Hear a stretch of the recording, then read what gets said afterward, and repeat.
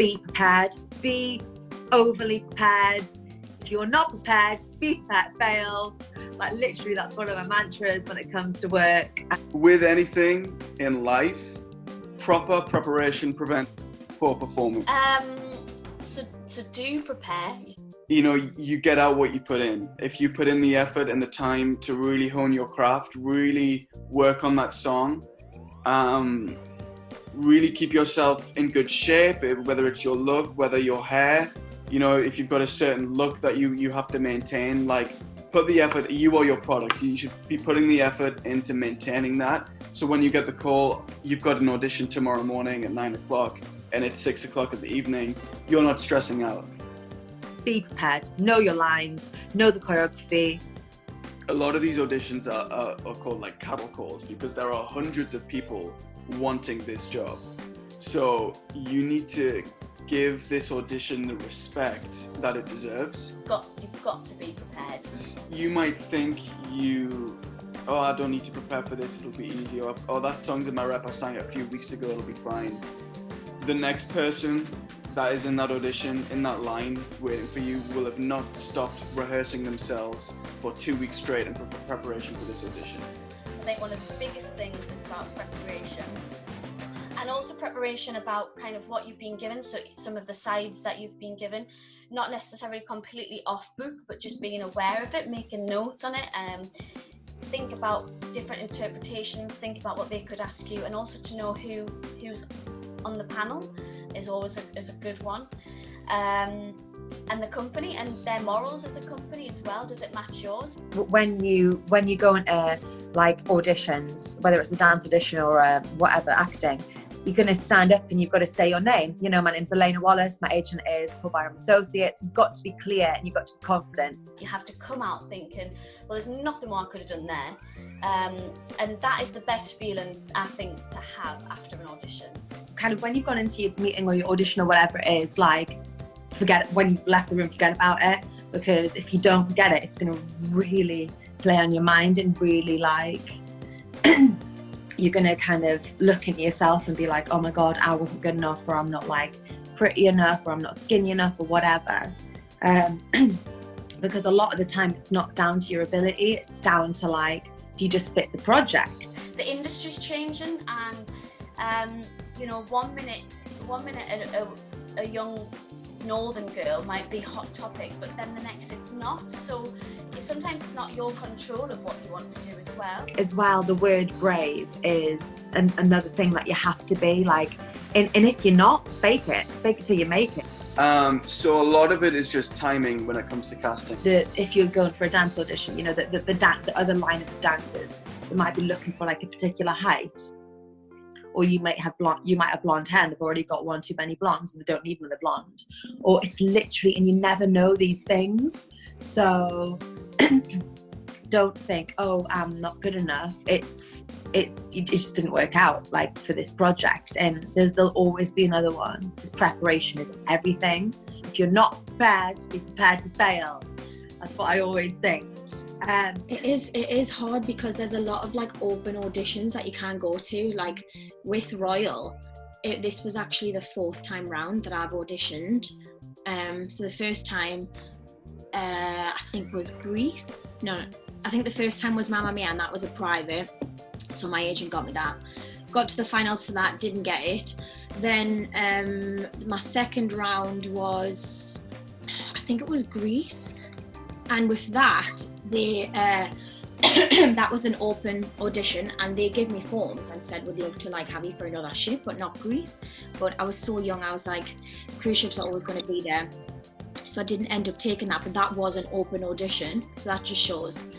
And then, then I did Greece again with a private, got to the finals for that, didn't get it. And then this time did a private for Penny and got that. But what I'm trying to say is I've done opens before and got right to the end.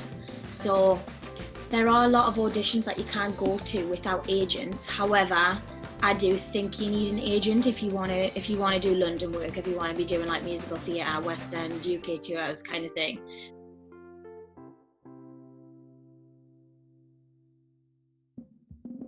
My first agent was with quite a big agency, and like I said, I was 18 and very unexperienced at the time, and then I changed agents to a couple of years after, to a smaller one, and it was a lot better for me. The relationship that I had with that agent, not that my first agent is amazing and has some incredible clients, and I'm still friends with that person,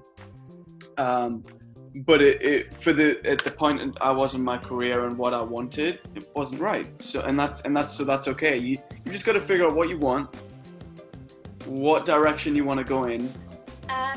When I first graduated, I'd got an agent through email, and then I quite rightly, I literally grabbed the hands off anyone that said they'd represent us. Not necessarily the best way, because you haven't really looked into it enough, but at the time, again, just graduated, I was like, oh, I'll go with that. Got the odd thing, but was still getting stuff through my own research and things like that. So when I was at Sage, as I said, my first thing was I wanted to be a dancer. That's the kind of side of the industry I wanted to work in. So there is an agency still called AMCK Dance. They were doing a lot of workshops. They saw me at his workshop. I went up and introduced myself to them, and they kind of, after loads of various emails exchanged and me sending them my photos and sending them what I was up to, they kind of took me on. Yeah, so a lot of agencies will hold auditions if they don't go to colleges or whatever. So you can go to those, or you can, if you have a show reel and you've got your portfolio and stuff, you can send that off to an agency. I think if you want to go into straight theatre or musical theatre, it's probably best too. But I know a lot of people who didn't have agents in the beginning, did their own little gigs and things, got a good show reel.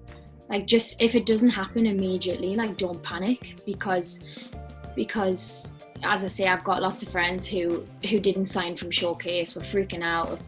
If you don't get an agent, everyone's like, oh, this is the end of it, I'm going to have to give up. But I think it just encouraged them to work even harder, go invest a bit of money in getting a good show reel, or do some acting classes, do master classes. Email as many people as you can, but also do your research. Don't just literally go on the PMA website and do every single one that's there. Know what you're after, know what you're hoping to do, or if you know that you're more of a dancer or a singer or MT or straight acting, there's an agent out there for everything that's specific. Those things do still obviously massively happen. People are constantly holding workshops and agents are there and stuff, kind of keeping an eye out. So you can get an agent that way, or the old-fashioned way, which is writing to them and sending your show reel and your photos, and you're going to be sending a lot. And when I say a lot, 50. Obviously, agents are a two-way thing. You're working for them, they're working for you. And I think when you first graduate, you absolutely sell your soul to the devil, and you're like, this is everything I can do, and please, and blah blah blah. But also, it's a two-way thing that you've got to work with them.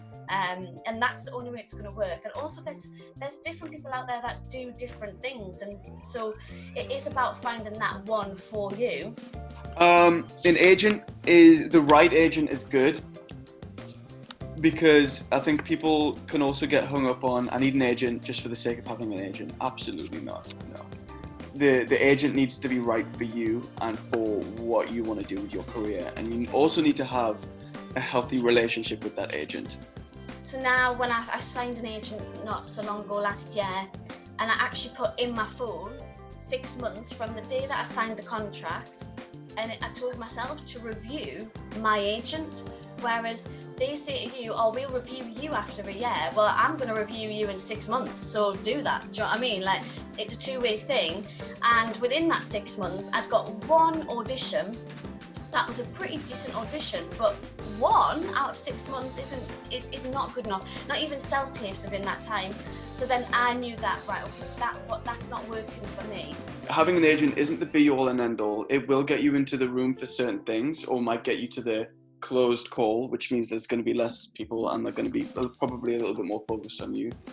But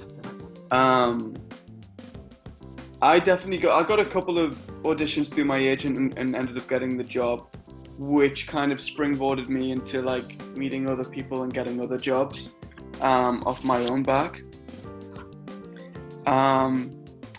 So it's a funny one. You've got to do what's right for you. It's tricky getting the right agent and the one who works well for you, because a lot of the time, like, we're so intimidated by agents. So just keep on writing to agents. What I do, or what I used to do, is I'd make like a note. I'd keep it like in a book, and I'd say I wrote to this person on like this date, and then like 3 months from then, I'd like write to them again. Don't write to them like every month, because that's a bit, they'll just get annoyed.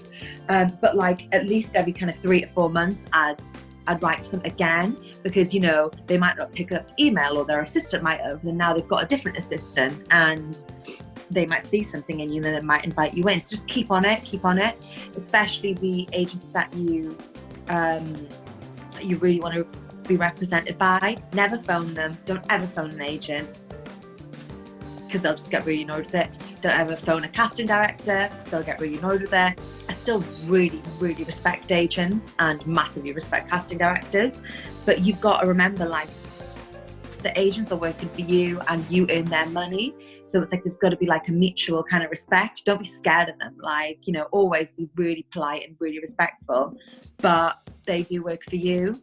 But what I think my biggest mistake was staying with the same agent for too long and not realising that. And then the next thing you know, you've been with an agent for about a year with the odd audition here and there, and then you look back on the year and you think, well, how have I developed there, you know?